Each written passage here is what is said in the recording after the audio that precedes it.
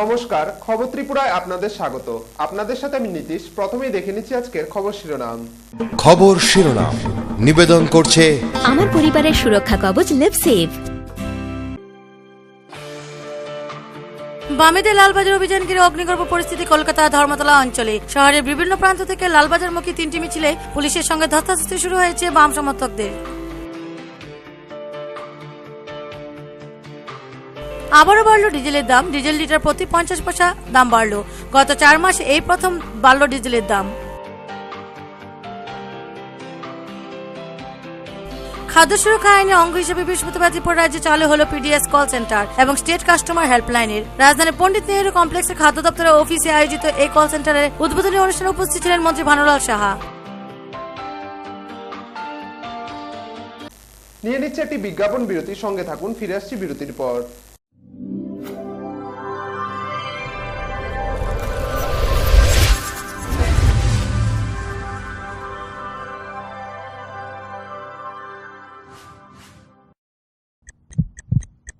Heart ও cerebral অ্যাটাকে দেরিতে চিকিৎসা প্রাণঘাতী। মনে রাখবেন, আন্তর্জাতিক মাপকাঠিতে চিকিৎসার গোল্ডেন আওয়ার প্রথম 2 ঘন্টা। তাই দেরি না করে চলে আসুন ঘরের পাশে আইএলএস হসপিটালে। 24 ঘন্টায় থাকছেন বিশেষজ্ঞ চিকিৎসকের দল। আছে অত্যাধুনিক ভেন্টিলেটর ও 24টি আইসিইউ বেড। আইএলএস হসপিটাল, সময় বাঁচান, জীবন বাঁচান।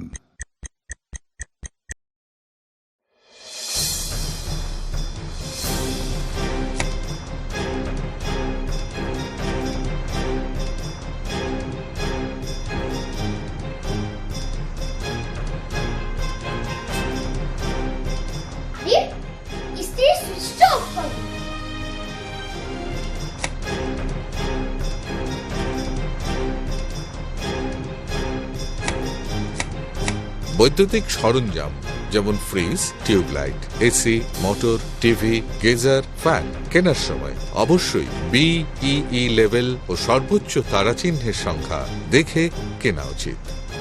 Fridge, washing machine, computer, geyser, heater ও ফ্যান ব্যবহারের ক্ষেত্রে বিদ্যুৎ সাশ্রয়ের সাধারণ বিষয়গুলো মেনে চললে বিদ্যুতের অপচয় রোধ করা যায়। সাধারণ 60 ওয়াট অথবা 100 ওয়াট বাল্ব ব্যবহারের পরিবর্তে CFL অথবা LED বাল্ব ব্যবহার করুন। হ্যাঁ, আমরা একটু সচেতন হলেই আমরা বিদ্যুতের অপচয়কে রোধ করতে পারি। সাশ্রয়ে যত তারা, আমাদের বন্ধু তারা। বিদ্যুৎ চুরি বন্ধ করুন, আধারমুক্ত ত্রিপুরা করুন। জনকল্যাণ ও জনস্বার্থে ব্যুরো অফ এনার্জি এফিসিয়েন্সি এর সহযোগিতায় ত্রিপুরা রাজ্য বিদ্যুৎ নিগম লিমিটেড থেকে প্রচারিত।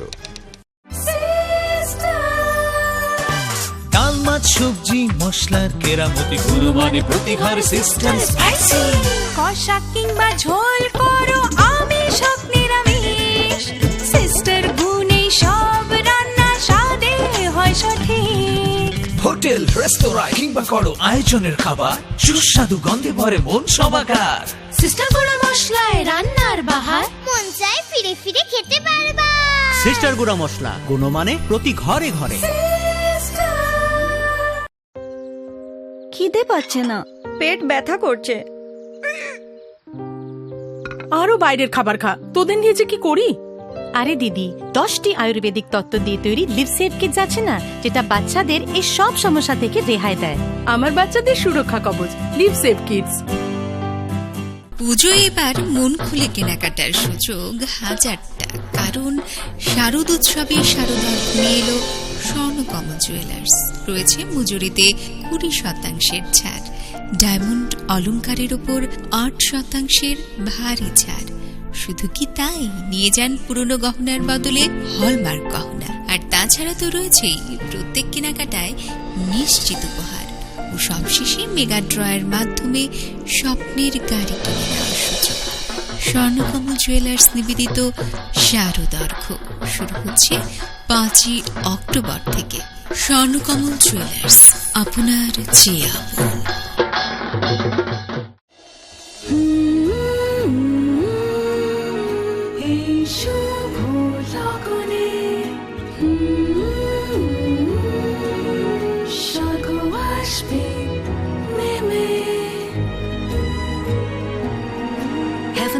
collections from PC Chandra Jewelers. PC Chandra জুয়েলার্সের Agartala showroom, Hariganga Basak road, paradise Chowmohani, Agartala, Tripura.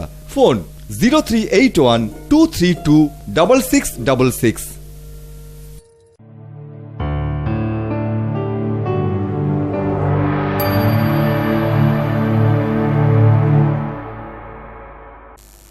বিরতির পর স্বাগত। এখন খবর বিস্তারিত। বামেদের লালবাজার অভিযান ঘিরে অগ্নিগর্ভ পরিস্থিতি কলকাতার ধর্মতলা অঞ্চলে। শহরের বিভিন্ন প্রান্ত থেকে লালবাজারমুখী 3টি মিছিলে পুলিশের সঙ্গে ধস্তাধস্তি শুরু হয়ে গেছে বাম সমর্থকদের। পুলিশই এই তৎপরতাকে কটাক্ষ করেছেন সিপিএম পশ্চিমবঙ্গ রাজ্য সম্পাদক সূর্যকান্ত মিশ্র। বামেদের লালবাজার অভিযান ঘিরে অগ্নিগর্ভ পরিস্থিতি ধর্মতলা অঞ্চলে। শহরের বিভিন্ন প্রান্ত থেকে লালবাজারমুখী 3টি মিছিলে পুলিশের সঙ্গে ধস্তাধস্তি শুরু হয়ে গেছে বাম সমর্থকদের। বেন্টিক স্ট্রিটে মিছিলে আটকে দিয়েছে পুলিশ। ধর্মতলায় প্রাথমিক ব্যারিকেড ভেঙে পড়েছে। 5 স্তরীয় নিরাপত্তা ব্যবস্থায় 3য় স্তর ভাঙার পরেই রণক্ষেত্রের চেহারা নেয় বেন্টিক স্ট্রিট সহ গোটা ডালহাউসি চত্বর। পুলিশকে লক্ষ্য করে পচা ডিম ইট ছোড়ার অভিযোগ। পাল্টা ব্যাপক লাঠিচার্জ করছে পুলিশ। এই ধস্তাধস্তিতে অসুস্থ হয়ে পড়েছেন বর্ষিয়ান সিপিএম নেতা বিমান বসু। বামেদের লালবাজার অভিযান প্রতিহত করতে নজিরবিহীন নিরাপত্তার বন্দোবস্ত, রীতিমতো 5 স্তরীয় নিরাপত্তা বলয় গড়ে তোলা হয়েছে। প্রথম স্তরে মহিলা পুলিশ বাহিনী, 2য় স্তরে ঢাল বাহিনী, 3য় স্তরে তৈরি রাখা হয়েছে লাঠি বাহিনী। এরপরে প্রস্তুত রাখা হয়েছে র্যাফকে। পরবর্তী স্তরে লোহা এবং ফাইবারের ব্যারিকেডও দাঁড় করিয়ে দেওয়া হয়েছে। একেবারে শেষে রাখা হয়েছে জলকামানকে। পুলিশই এই তৎপরতাকে কটাক্ষ করেছেন সিপিএম এর রাজ্য সম্পাদক সূর্যকান্ত মিশ্র। ব্যুরো রিপোর্ট, খবর ত্রিপুরা। আবারও বাড়ল ডিজেলের দাম। ডিজেলের লিটার প্রতি 50 পয়সা দাম বাড়ল। গত 4 মাসেই প্রথম বাড়ল ডিজেলের দাম। সামনে বিহার ভোট, তার আগে বাড়ল ডিজেলের দাম লিটারে 50 পয়সা। গত 4 মাসে এই প্রথম বাড়ল ডিজেলের দাম। গত মে মাস থেকে দফায় দফায় প্রায় 8 টাকা কমে ডিজেলের দাম। অক্টোবর মাস হলো উৎসবের মরশুম, আর উৎসবের মরশুমের শুরুতে জ্বালানির এই মূল্য বৃদ্ধি। আন্তর্জাতিক বাজারে অপরিশোধিত তেলের দামকে সামনে রেখে এই সিদ্ধান্ত বলে জানিয়েছে তেল কোম্পানিগুলি। কিন্তু বিহার বোর্ড যেখানে বিজেপির কাছে রীতিমতো লিটমাস টেস্ট, সেখানে ডিজেলের এই দাম বৃদ্ধি কি প্রভাব ফেলবে? বিজেপি নেতারা বলছেন ভোটের সঙ্গে ডিজেলের দাম বাড়ার কোনো যোগাযোগ নেই। বিহারে ভোট হচ্ছে উন্নয়ন ইস্যুতে। বিজেপি নেতারা কি ঠিক বলছেন? উত্তর মিলবে 8ই নভেম্বর, ওই দিনই যে বিহার ভোটের ফলাফল ঘোষণা। ব্যুরো রিপোর্ট, খবর ত্রিপুরা। খাদ্য সুরক্ষা আইনের অঙ্গ হিসেবে বৃহস্পতিবার ত্রিপুরা রাজ্যে চালু হলো পিডিএস কল সেন্টার এবং স্টেট কাস্টমার হেল্পলাইনের।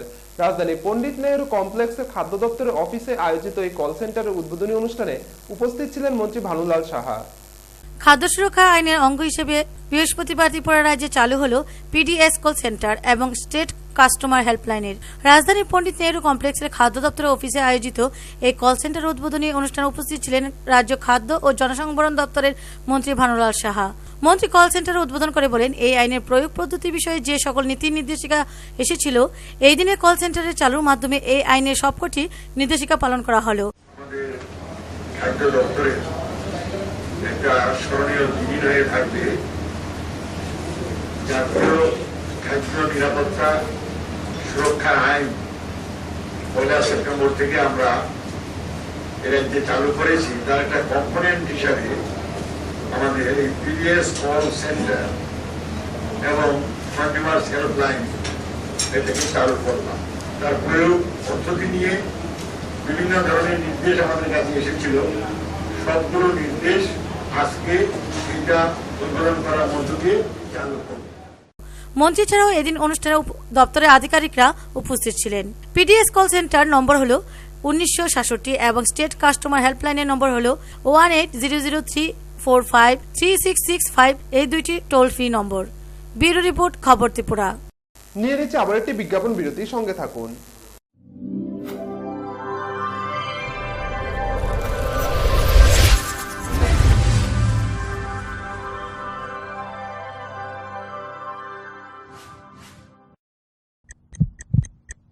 হার্ট ও সেরিব্রাল অ্যাটাকে দেরিতে চিকিৎসা প্রাণঘাতী। মনে রাখবেন, আন্তর্জাতিক মাপকাঠিতে চিকিৎসার গোল্ডেন আওয়ার প্রথম 2 ঘন্টা।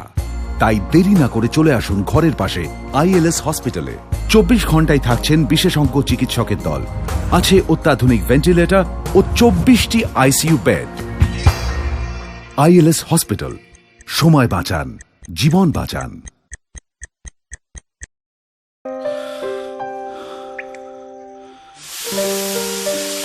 ছেড়ে দিচ্ছ না কেন? ভয় করে প্রতিদিনের এই সমস্যা তোমার লিভারের ক্ষতি যেন না করে। লিভসেভ প্রতিদিন খাও, যাতে এই সব সমস্যা থেকে তুমি রেহাই পাও।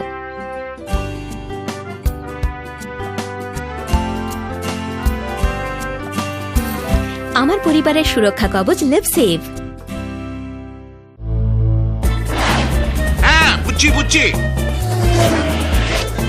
ও বুঝছি তো, বুঝছি বুঝছি বুঝছি বুঝছি বুঝছি বুঝছি বুঝছি বুঝছি আরে ভাই বুঝছি তো, প্রিমিয়ার যে ভালো সিমেন্ট 10 বছরেও বুঝবো না। আপনার আস্থার প্রতি আমাদের সম্মান। প্রিমিয়ার সিমেন্ট, সাফল্যের 10 বছর।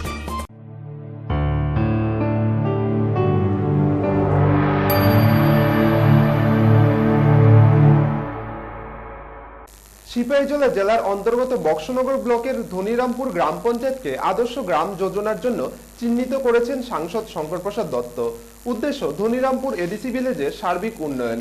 আর এই উদ্দেশ্যে ধনিরামপুর এডিসি ভিলেজের বিভিন্ন কাজকর্ম খতিয়ে দেখতে এবং সাধারণ গ্রামবাসীদের সঙ্গে আলোচনা করতে এখানে আসেন সাংসদ শঙ্কর প্রসাদ দত্ত। আমাদের দেশের কেন্দ্রীয় সরকার সাংসদ আদর্শ গ্রাম যোজনার মধ্য দিয়ে প্রতি বছর একটি করে গ্রামের সার্বিক উন্নয়নের পরিকল্পনা হাতে নিয়েছে। আর এরই অঙ্গ হিসেবে আমাদের রাজ্যের সাংসদ শঙ্কর প্রসাদ দত্ত সিপাহীজলা জেলার অন্তর্গত বক্সনগরে ব্লকের ধনিরামপুর গ্রাম পঞ্চায়েতকে সাংসদ আদর্শ গ্রাম যোজনার জন্য চিহ্নিত করেছেন। উদ্দেশ্য ধনিরামপুর এডিসি ভিলেজের সার্বিক উন্নয়ন। আর এই উদ্দেশ্যে ধনিরামপুর এডিসি ভিলেজের বিভিন্ন কাজকর্ম খতিয়ে দেখতে এবং সাধারণ গ্রামবাসীদের সঙ্গে আলোচনা করতে বৃহস্পতিবার এখানে আসেন সাংসদ শঙ্কর প্রসাদ দত্ত। সঙ্গে ছিলেন সিপাহীজলা জেলা পরিষদের সদস্য শামসুল হক, বক্সনগর পঞ্চায়েত সমিতির চেয়ারম্যান জেসমিন আক্তার, পঞ্চায়েত সমিতির সদস্য শুভা মিয়া, জেলা শাসক প্রদীপ কুমার চক্রবর্তী, অতিরিক্ত জেলা শাসক দিলীপ কুমার চাকমা, মহকুমা শাসক পান্না আহমেদ, মহকুমা বন আধিকারিক সুব্রত দাস সহ প্রশাসনের বিভিন্ন দপ্তরের জেলা ও ব্লক স্তরের আধিকারিকরা। এদিন সাংসদ শঙ্কর প্রসাদ দত্ত ও প্রতিনিধি দলটি ধনিরামপুর এডিসি ভিলেজের 4টি স্থান পরিদর্শন করেন। প্রতিটি স্থানে দীর্ঘক্ষণ বসে এলাকাবাসীদের সাথে কথা বলেন এবং তাদের অভাব অভিযোগ শুনেন এবং সঙ্গে সঙ্গে দ্রুত বিভিন্ন সমস্যা সমাধানে সংশ্লিষ্ট দপ্তরের আধিকারিকদের নির্দেশ দেন। আগামী 3 মাস পরে তিনি ফের পরিদর্শনে আসতে পারেন বলে জানান সাংসদ শঙ্কর প্রসাদ দত্ত। এদিন পরিদর্শন শেষে সাংবাদিকদের মুখোমুখি হয়ে শঙ্করবাবু বলেন, আমাদের সারা ভারতবর্ষেই সাংসদ আদর্শ গ্রাম যোজনার মধ্য দিয়ে বছরে একটি করে গ্রামের সামগ্রিক উন্নয়নের জন্য একটা পরিকল্পনা নেওয়া হয়েছে এবং সেই হিসেবে বক্সনগর আমাদের সোনামুড়া মহকুমার বক্সনগর ব্লকের আওতায় ধনিরামপুর এডিসি ভিলেজ তার সামগ্রিক উন্নয়নের জন্য এই গ্রামটাকে চিহ্নিত করা হয়েছে। এই গ্রামের উন্নয়নের প্রশ্নে ইতোমধ্যে সরকারের বিভিন্ন দপ্তরগুলো বেশ কিছু উদ্যোগ গ্রহণ করেছেন। এখনো কিছু কিছু কাজ বাকি আছে। আপনারা শুনেছেন গ্রামের মানুষের কথা। বিভিন্ন ধরনের যে সমস্যা আছে, এই সমস্যাগুলো আমরা সবাই মিলে প্রশাসনের কর্তা ব্যক্তিরা আছেন বিভিন্ন দপ্তরের, আমরা জনপ্রতিনিধি যারা আছি বিভিন্ন স্তরের, আমরা সমস্ত এই গ্রামটা সকাল থেকে আমরা ইতোমধ্যে 4টা জায়গায় আমরা ঘুরেছি। এই এলাকার মানুষের সাথে আমরা কথা বলেছি। তার ক্ষেত্রে কতটা কিভাবে এগিয়ে আসবেন সেই বিষয়টাও তারা আলোচনা করছেন এবং আমরা আশা করি জানুয়ারি মাসে অথবা ফেব্রুয়ারি মাসে প্রথম দিকে আবার আমরা এখানটা ভিজিট করবার চেষ্টা করব। কাজগুলো কতটা কি তারা এগুতে পারলেন, আর কোথায় ঘাটতি থেকে গেছে, এইভাবে আমরা চাইব যে এই ধনিরামপুরটা সত্যি একটা আদর্শ গ্রামে যাতে রূপান্তরিত হয়। সীমান্ত কাঁটাতারের ওপারের বাসিন্দাদের জন্য সরকারের এই ধরনের কোনো উদ্যোগ রয়েছে কিনা সাংবাদিকদের এই প্রশ্নের উত্তরে তিনি জানান, ধরুন সাংসদ আদর্শ গ্রাম যোজনায় আমরা এবছরটাতে একটা গ্রামকে আমরা চিহ্নিত করেছি। আমরা পরবর্তী সময়ে এ ধরনের যদি সুনির্দিষ্ট বিষয় থাকে, আমাদের কাছে এখানকার জনপ্রতিনিধিরা আছেন, এখানকার বিভিন্ন প্রশাসনিক আধিকারিকরা আছেন, তারা সমস্যাগুলো দেখার চেষ্টা করছেন। হ্যাঁ, আমিও একজন জনপ্রতিনিধি। এখন সুনির্দিষ্টভাবে যদি কোনো বিষয় আসে আমাদের কাছে, আমরা নিশ্চয়ই সেই সমস্যাগুলো কিভাবে লাঘব করা যায়, সমাধান করা যায়, তার জন্য আমরা সচেষ্ট। পরিদর্শন শেষে ধনিরামপুর দশরথ দেব স্মৃতি ভবনে বিভিন্ন দপ্তরের আধিকারিকদের নিয়ে এক পর্যালোচনা সভা করে সাংসদ শঙ্কর প্রসাদ দত্ত। এতে যোগ দেন সিপাহীজলা জেলার সভাধিপতি ফখরুদ্দিন আহমেদ। সব মিলিয়ে এই দিনে এই পরিদর্শন শেষে বলা যায় যে অতি শীঘ্রই ধনিরামপুর এডিসি ভিলেজ একটি আদর্শ ভিলেজে পরিণত হতে যাচ্ছে। সুকান্ত বর্মন এবং টুটন চৌধুরী রিপোর্ট, খবর ত্রিপুরা। দক্ষিণ বাগমা সমতল পাড়া উচ্চতর মাধ্যমিক বিদ্যালয় সুবর্ণ জয়ন্তীর বর্ষব্যাপী কর্মসূচির সমাপ্তি ঘটল বুধবার। এদিন উপস্থিত ছিলেন মন্ত্রী রতন ভৌমিক সহ অন্যান্য বিশিষ্টজনেরা। দক্ষিণ বাগমা সমতলপাড়া উচ্চতর মাধ্যমিক বিদ্যালয়ের সুবর্ণ জয়ন্তীর বর্ষব্যাপী কর্মসূচির সমাপ্তি ঘটল বুধবার রাতে। এক আনন্দঘন অনুষ্ঠানে ইতিহাসকে সাক্ষী রেখে স্কুলের 50 বছর উদযাপন ছিল বেশ জাঁকজমক। শিক্ষা সংস্কৃতির নানা অনুষ্ঠানে ভরপুর ছিল বর্ষব্যাপী অনুষ্ঠান। গোটা অনুষ্ঠান মালায় বাগমা এলাকার সাধারণ মানুষের ছিল স্বতঃস্ফূর্ত সাড়া। বুধবার রাতে স্কুলের সুবর্ণ জয়ন্তী অনুষ্ঠানের সমাপ্তির দিনে স্কুলের মাঠ ছিল স্কুলের ছাত্রছাত্রী অভিভাবকদের উপস্থিতিতে ভরপুর। অনুষ্ঠানে প্রধান অতিথি রাজ্যের পর্যটন মন্ত্রী রতন ভৌমিক আলোচনা করতে গিয়ে বলেন যে আমাদের সংগতির মধ্যে থেকে আমরা এখন দাবি করছি দিল্লির কাছে, আমাদের মুখ্যমন্ত্রী বারবার বলছেন যে আমাদের যে সুযোগ বিশেষ রাজ্যের মর্যাদা হিসাবে এই সুযোগ যাতে দেওয়া হয়। তারা দেবেন না এই কথা বলছেন না, বিবেচনা করবেন বলছেন। আমি জানি না বিবেচনা করে শেষ পর্যন্ত দেবেন না, দিলে নিশ্চয়ই আমাদের মতো রাজ্যের উপকার হবে। সাথে সাথে আমি যে কথাটা বলতে চাই, এই সুবর্ণ জয়ন্তী অনুষ্ঠানে আমাদের সরকার শিক্ষার গুণগত মান উন্নয়নে যেমন চেষ্টা করছে পরিকাঠামো উন্নয়নে, তেমনি আমরা চাইছি শিক্ষা প্রতিষ্ঠান শুধু। অনুষ্ঠানে রতন ভৌমিক ছাড়াও উপস্থিত ছিলেন বিদ্যালয়ের প্রাক্তন ছাত্র তথা উদয়পুরের মহকুমা শাসক সুভাষিস বন্দ্যোপাধ্যায়, সুবর্ণ জয়ন্তী উদযাপন কমিটির আহ্বায়ক দিলীপ দত্ত, বিদ্যালয়ের প্রধান শিক্ষক রবীন্দ্র দেববর্মা, সহকারী প্রধান শিক্ষক দেবাশিস চক্রবর্তী প্রমুখ। গোটা অনুষ্ঠানে মন মাতানো সাংস্কৃতিক অনুষ্ঠান পরিবেশন করে বিদ্যালয়ের ছাত্রছাত্রী সহ অতিথি শিল্পীরা। বিদ্যালয় গড়ে তোলার ক্ষেত্রে 60-এর দশকে যে পরিবারগুলির উল্লেখযোগ্য অবদান ছিল, সেই পরিবারের বর্তমান সদস্যদের হাতে স্কুলের তরফে তুলে দেওয়া হয় স্মারক সম্বর্ধনা। তাদের মধ্যে রয়েছে সুদীপ মজুমদার, বিপ্লব মজুমদার, মলিনা ঘোষ, বলাইচন্দ্র দাস। 1963 থেকে 64 সালে ছনের ছাউনি দেওয়া বেড়া ছাড়া ঘরে শুরু হয়েছিল স্কুল। রবীন্দ্র দেববর্মা নামে একজন শিক্ষক ছাত্রছাত্রীদের পাঠদান দিতেন। সময়ের অবকাশে বহমান গোমতীর জল বয়ে যাওয়ার মতোই পরিবর্তন হয়েছে স্কুলের পরিকাঠামো, পরিব্যক্তি ঘটেছে স্কুলের, উন্নত হয়েছে শিক্ষার পরিবেশ। বর্তমানে বাগমার একমাত্র উচ্চতর বিদ্যালয় বিভাগের মধ্যে অন্যতম। প্রতিদিন ছাত্রের সংখ্যা বাড়ছে। স্কুলের 50 বছর। রবীন্দ্র দেববর্মা নামে একজন শিক্ষক দিয়ে সেদিন যে স্কুলের পথ চলা, 50 বছর পরত্ব আরেকজন রবীন্দ্র দেববর্মা স্কুলের প্রধান শিক্ষকের দায়িত্ব পালন করেছেন। অভূতপূর্বভাবে যেমন সময়ের মিল। বছরব্যাপী অনুষ্ঠানমালায় ছিল রক্তদান, বৃক্ষরোপণ, মনসা মঙ্গল প্রতিযোগিতা, শিক্ষামূলক সেমিনার, সাংস্কৃতিক অনুষ্ঠান, বিদ্যালয়ের ম্যাগাজিন উন্মেষ প্রকাশ সহ নানা কিছু। নানা প্রতিযোগিতার বিজয়ীদের হাতে এদিন তুলে দেওয়া হয় পুরস্কার। ব্যুরো রিপোর্ট, খবর ত্রিপুরা। ন্যাপথালিন খেয়ে এক মহিলার মৃত্যুর ঘটনায় চাঞ্চল্য এলাকা জুড়ে। ঘটনা উদয়পুরের বনদুয়ার এলাকায়। এই ঘটনায় রাধাকিশোরপুর থানার পুলিশ একটি মামলা হাতে নিয়েছে। আত্মহত্যা নাকি খুন সন্দেহ এলাকাবাসীদের মধ্যে। ন্যাপথালিন খেয়ে এক মহিলার মৃত্যুর ঘটনায় চাঞ্চল্য গোটা এলাকায়। ঘটনা উদয়পুরের বনদুয়ার এলাকায়। মৃত মহিলার নাম গীতানন্দী শীল। এলাকাবাসীদের অভিযোগ, খুন না হলেও ছেলের বউয়ের শারীরিক ও মানসিক নির্যাতনের হাত থেকে রেহাই পেতে শাশুড়ি গীতানন্দী শীল আত্মহত্যা করেছে বলে অভিযোগ। এই মৃত্যুর পেছনে পুত্রবধূ শুক্লা ঘোষ নন্দী এবং পুত্র অভিজিৎ নন্দীকে দায়ী করেছে এলাকাবাসী সহ সমস্ত আত্মীয় স্বজন। এই ঘটনায় সমস্ত এলাকাবাসী পুত্রবধূকে দায়ী করে বিক্ষোভ দেখাতে থাকেন মৃতার বাড়িতে গিয়ে। এই ঘটনায় রাধাকিশোরপুর থানায় পুলিশ একটি মামলা হাতে নিয়েছে।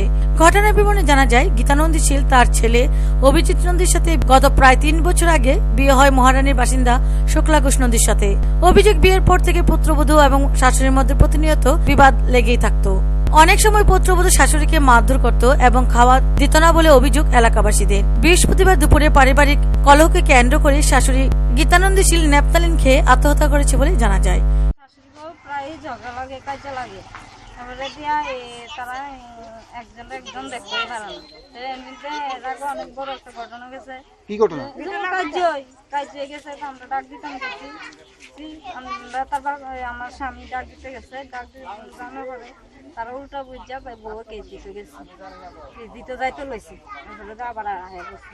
এই আজকের ঘটনাটা আমি দেখার জন্য আসছিলাম, আয়া দেখছি ন্যাপথালিনে গোটা খাইলেছে, দেখছি। ব্যুরো রিপোর্ট, খবর ত্রিপুরা। আবারও পুজোর চাঁদা আদায় নিয়ে জুলুমবাজির অভিযোগ উঠল ক্লাব সদস্যদের বিরুদ্ধে। ঘটনা ঊনকোটি জেলার কুমারঘাটে। অভিযোগের তীর সুভাষ সংঘ ক্লাবের সদস্যদের বিরুদ্ধে। অন্যান্য বছরের মতো এবছরও দুর্গাপূজার চাঁদা নিয়ে জুলুমবাজি, দাদাগিরি। শুরু হয়েছে ঊনকোটি জেলার কুমারঘাটে। প্রতি বছরই কুমারঘাটের সুভাষ সংঘ ক্লাবের চাঁদা নিয়ে জুলুমবাজি করার নজির রয়েছে। এবছরের জুলুমবাজি অন্যান্য বছরের সবকিছু ছাপিয়ে গেছে। মঙ্গলবার সন্ধ্যা 7টা নাগাদ সুভাষ সংঘের সদস্যরা ফটিকরায়ের সুপারি ব্যবসায়ী সুব্রত পাল সহ তার শ্রমিকদের বেধড়ক মারে। সুব্রত সহ 6 জন কৈলাসহর আরজিএম হাসপাতালে চিকিৎসাধীন রয়েছে। বুধবার সন্ধ্যায় সুব্রত পাল কুমারঘাটের দারচই এলাকা থেকে 2 গাড়ি সুপারি নিয়ে নিজ বাড়ি ফটিকরায়ে আসছিল। সুব্রতের বাড়ি ফটিকরায়ের ব্রিজের কাছে। ব্রিজের কাছে ক্লাবের সদস্যরা সুপারি ভর্তি সুব্রতের প্রথম গাড়ি আটকায়। গাড়িতে সুব্রতের কয়েকজন শ্রমিকও ছিল। গাড়ি থামানোর পর শ্রমিকরা বলে যে এটা সুব্রত পালের গাড়ি। একথা বলার পর সদস্যরা গাড়ি ছেড়ে দেয়। 10-15 মিনিট পর সুব্রতের দ্বিতীয় সুপারিবর্তী গাড়ি আসে এবং ওই দ্বিতীয় গাড়িতে সুব্রত নিজে ছিল এবং তার কয়েকজন শ্রমিকও ছিল। ক্লাব সদস্যরা দ্বিতীয় গাড়ি আটকালে গাড়ি থেমে যায় এবং সুব্রত নিজের পরিচয় দিয়ে বলে এটা আমার মাল। তখন সদস্যরা বলে যে পূজার চাঁদা দিতেই হবে। উত্তরে সুব্রত বলে যে প্রতি বছরই তো আমি তোমাদের ক্লাবে চাঁদা দেই, এবারও দেব। সদস্যরা বলে যে না না, এক্ষুনি দিতে হবে।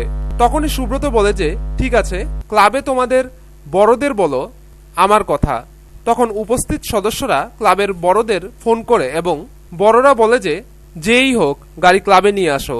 একথা ক্লাব সদস্যরা সুব্রতকে বলার পর সুব্রত বলে যে ঠিক আছে, আমার শ্রমিকরা সারাদিন খাওয়া দাওয়া করেনি, আর আমার বাড়িও যেহেতু একটু সামনে, তাই গাড়ি নিয়ে শ্রমিকরা বাড়িতে চলে যাক আর আমি তোমাদের সঙ্গে যাব। একথা বলার সঙ্গে সঙ্গে ক্লাব সদস্যরা সুব্রতকে বেধড়ক মারতে শুরু করে। সুব্রত চিৎকার শুরু করে দেয়। তখন ক্লাবের সদস্যরা শ্রমিকদের বেধড়ক মারে এবং সুবর্ণ দেওয়ান নামে এক শ্রমিকের কাছ থেকে 2200 টাকা এবং মোবাইল ফোনটি নিয়ে যায়। এবার সুব্রতকে ক্লাবের সদস্যরা তাদের মারুতি ভ্যানে তুলে দরজা লক করে দিয়ে শ্রমিকদের লোহার বড় রড দিয়ে মারে। এই সময় সুব্রত দরজার লক খুলে দৌড়ে পালিয়ে যায়। সুব্রতকে মারার সময় সুব্রতের চিৎকারে বাড়িতে দৌড়ে আসে সুব্রতের মা অনিমা পাল। অনিমা পালকেও সদস্যরা টেনে ফেলে দেয়। সুব্রত ফটিকরায় পুলিশ ফাঁড়িতে লিখিত অভিযোগ করে ফটিকরায় প্রাথমিক চিকিৎসা কেন্দ্রে চিকিৎসা করলে তাদেরকে কৈলাসহর আরজিএম হাসপাতালে রেফার করে। আহতরা হলেন শঙ্কর পাল, উত্তম চাকমা, অনিমেষ ত্রিপুরা, শুক্রমণি চাকমা, সুবর্ণ দেওয়ান, সুশীল চাকমা ও অনিমা পাল। আমি তো সবসময় দার্সমাল যাই, গাড়ি লইয়া, আমিও গাড়ি ড্রাইভার, গাড়ি লইয়া সবসময় দার্সমাল আনি। আর কালকে দার্সে গেছি না, আমি গেছি আর ওখানে সুপারি আনার, আমি গেছি 5টার সময় সুপারি আনার, আয়া করছে মালিকা বাড়িতে আয়া করছে 7:30টায়। আবার পরে স্নান করছি, স্নান করার পরে রুল লাগাইয়া বাড়ি যাইতাম গিয়া আসতাম। ও বললাম মালিক তারপরে ফোন করে আমরা নিজের করে সন্ধ্যা লাগে ধরছে তুমি মা বাবার লইয়া আর তোর লোক তোর ঘুরে লইয়া তোর লোক ঘুরে আমার লোক ঘুরে শুকুর সব মার। তারপরে আমরা তার মা গেছে, তার বাবা গেছে না বাড়ি পেয়েছি। তারপরে আমরা যাইতে ব্রিজে উঠার পরে একটা টুকটুক পাইছি। হওয়ার পরে যাওয়ার দিয়ে অন্য মারপিট চলে।